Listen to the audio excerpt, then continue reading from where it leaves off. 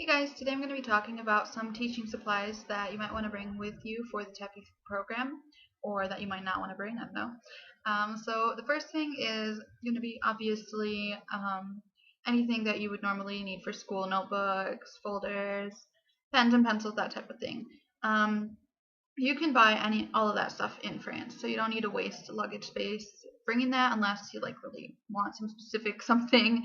Um, I use just I used one notebook and then I filled it up and I bought another one, but just in general to keep notes and things, and to plan lessons out and write them down. And then I used one folder for every day of class, so I would keep my attendance lists in there, and then I would put photocopies of different articles and stuff like that I needed for my lessons in there. And so then I would just bring a different folder each day. Obviously, you could do it however you want to. That's just how I did it, and it worked pretty well. So yeah, that's what I brought as far as the basic typical school supplies. Also for whiteboard markers and chalk, the school had those for the teachers. I don't know if every school has that, but the school where I worked most of the time, they had an area where they had chalk and whiteboard markers that the teachers could just take and use, and they showed that to me the first day there. So that was nice. I didn't have to buy that. I don't know if you'll need that for your school, so maybe to be safe, I would buy one pack before you go. I didn't even honestly think about that before I went. Um, and let's see. A watch. I brought a watch because actually I only have one or two classrooms that have a clock in them, which I thought is really strange, but I don't know if that's typical in France or what. So you might want to watch because you could use your phone.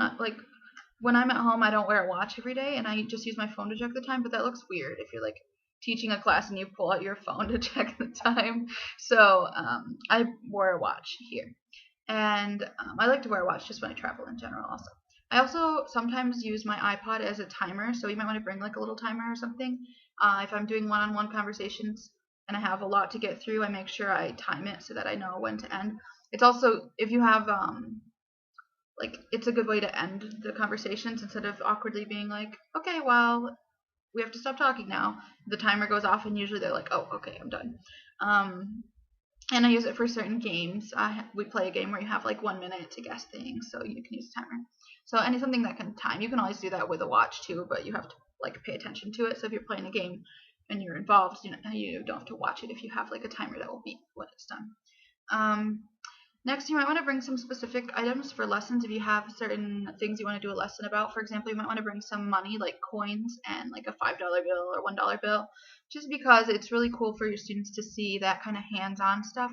They really like to see that. I taught a lesson about driving, and I brought my actual driver's license so they could pass it around and look at it, and they were kind of bored through the lesson. But then when I pulled that out and gave it to them, they got really excited to see that. So just stuff like that. It's something that's different for them, and so they're curious to see it.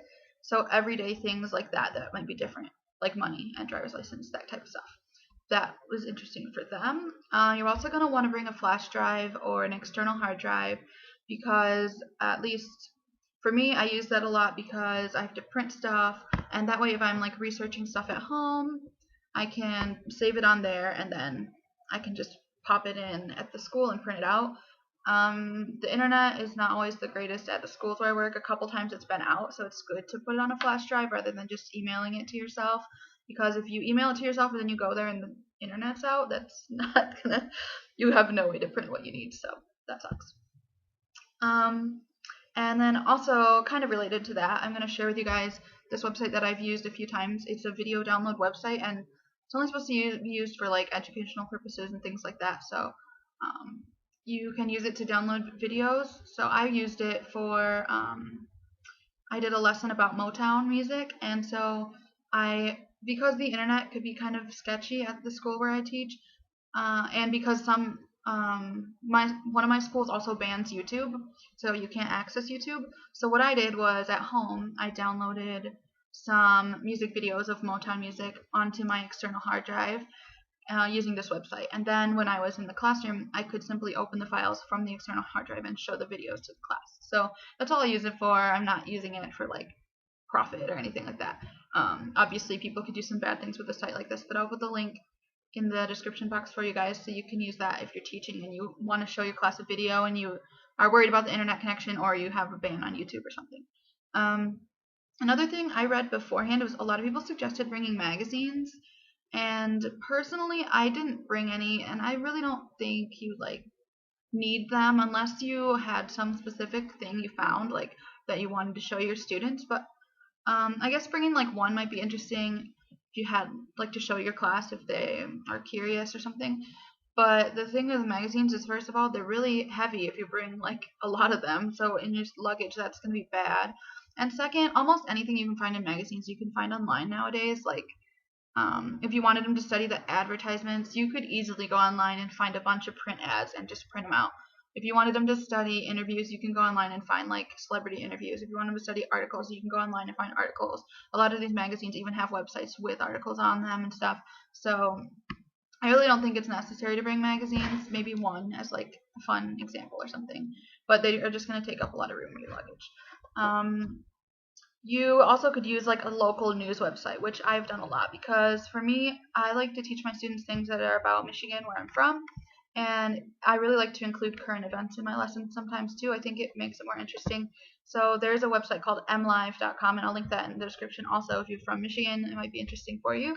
But it's all the biggest news in Michigan is on there. So I don't know if there's similar sites for other states, but it might be interesting for you to check it out and see if you can find a similar site. And lastly, something that got my students really excited, when I first came over, I brought some Halloween candy, and because they were already selling Halloween candy in September, and so I bought some. I brought it back. I brought it with me, and I used it as a prize in games, and my students loved having American candy. Candy corn, they don't have that here. Halloween Oreos, they love Oreos. My students flipped out over Halloween Oreos. It's so funny. Oreos, they have Oreos in France, but they don't have the special ones. So the Halloween Oreos, they loved those. What else? I brought Reese's peanut butter cups because they don't have a lot of peanut butter in France or in Europe in general. And can't remember what other Halloween candies I brought, but Laffy Taffies are also good because they have little jokes on them, so that's fun. But yeah, you can bring just different candies and little snacks that you can give to your students as a treat. And I think I'll do another video where I talk more specifically about more specific treats, candies, foods that you can bring that my students were curious about and stuff. So I'll do a separate video about that, but I gave you a few examples. So otherwise, in my class, it's supposed to be a conversation class. It might depend on how closely you're working with the teachers and what they want you to do. But in my classes, I tried to keep them focused on conversation. And so a lot of the times what I did is I would have the students create skits and that type of thing. So you don't need any supplies for that. Or I would have them read an article and then have a class discussion about the article. So again, you don't need supplies, you just print it out. So I tried to keep most of them simple and not requiring a lot of supplies, but it's nice to have some. And if you have any suggestions for supplies that I'm forgetting that you think I should include, please leave them in the comments section. If you have any other comments or questions, always go ahead and leave those, and I'll try to get back to you. And thanks so much for watching. Don't forget to like, comment, and subscribe. I'll see you in the next video.